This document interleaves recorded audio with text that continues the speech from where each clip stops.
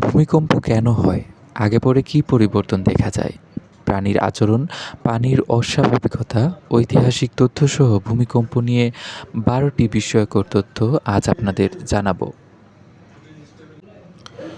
পৃথিবীতে বছরে লাখ লাখ ভূমিকম্প হয়। আমেরিকার ভূতাত্ত্বিক জরিপ সংস্থা জিওলজিক্যাল সার্ভে বলছে প্রতি বছর গড়ে ১৭টি বড় ভূমিকম্প হয়। রিক্টার স্কেলে ৪ মাত্রা ৭-এর বেশি। ৮ মাত্রার ভূমিকম্প হয় একবার। বিশেষজ্ঞরা বলেন বছরে লাখ লাখ ভূমিকম্প হয়।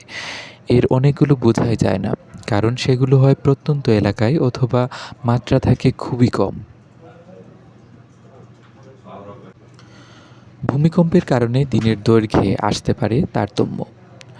২০০৯ সালের ১১ই মার্চ জাপানের উত্তর পূর্বে ৮.৯ মাত্রার ভূমিকম্পের ফলে পৃথিবীর ভরের বণ্টনে পরিবর্তন আসে। এতে পৃথিবী সামান্য দ্রুত ঘুরতে থাকে এবং দিনের দৈর্ঘ্য কমে যায়। সেই দিনটির দৈর্ঘ্য ১.৮ মাইক্রোসেকেন্ড ছোট ছিল। সান ফ্রান্সিসকো সরে যাচ্ছে লস অ্যাঞ্জেলেসের দিকে। সান অ্যান্ড্রেয়াস ফল্টের কারণে সান ফ্রান্সিসকো শহর প্রতি বছর গড়ে ২ ইঞ্চি করে লস অ্যাঞ্জেলেসের দিকে সরে যাচ্ছে। একই গতিতে মানুষের নখও বাড়ে। এই গতিতে চলতে থাকলে কয়েক লাখ বছর পর দুটি শহর হয়তো একসাথে মিশে যাবে। ভূমিকম্পের আগে স্থির পানি থেকে গন্ধ বের হয়। বিজ্ঞানীদের মতে ভূমিকম্পের আগে পুকুর, খাল, বিলের স্থির পানি থেকে দুর্গন্ধ আসতে পারে এবং পানি কিছুটা উষ্ণ হতে পারে। প্লেট সরে যাওয়ার কারণে মাটির নিচ থেকে গ্যাস বের হয়, আর এ কারণেই এমন হয়।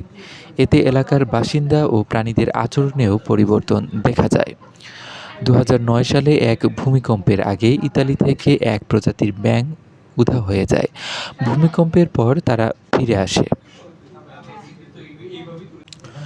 ভূমিকম্পের পরেও পানিতে ঢেউ উঠতে পারে। আবার ভূমিকম্প বিবেচনায় ইনকা সভ্যতা ও জাপানি স্থাপত্য এক অনন্য অনুসরণীয়। ইনকা আমলের স্থাপত্য ও জাপানি প্যাগোডা ভূমিকম্প সহনশীল করে নির্মিত হয়েছিল। ৫০০ বছর আগে ইনকার কারিগররা মাচু পিচুর ঘরবাড়ি নির্মাণে এক কৌশল ব্যবহার করেছিলেন যাতে ভূমিকম্পে ভবন ধসে না পড়ে। বেশিরভাগ ভূমিকম্পের উৎস প্রশান্ত মহাসাগর। বিশ্বের ৯০% ভূমিকম্প ঘটে রিং অফ ফায়ার এলাকা জুড়ে, যা প্রশান্ত মহাসাগরীয় অঞ্চল। ভূমিকম্পে চিলির একটি শহর ১০ ফুট সরে যায়। ২০১০ সালের ২৭ ফেব্রুয়ারির ৮.৮ মাত্রার ভূমিকম্পে চিলির কনসেপসিয়ন শহর প্রায় ১০ ফুট পশ্চিমে সরে গিয়েছিল। ভূমিকম্পে খাটো হয়ে যায় এভারেস্ট। ২০১৫ সালের ২৫ এপ্রিল নেপালের ৭.৮ মাত্রার ভূমিকম্পে মাউন্ট এভারেস্টের উচ্চতা প্রায় ১ ইঞ্চি কমে যায়। সবশেষ এক বিজ্ঞানী প্রথম ভূমিকম্পের কারণ চিহ্নিত করেন।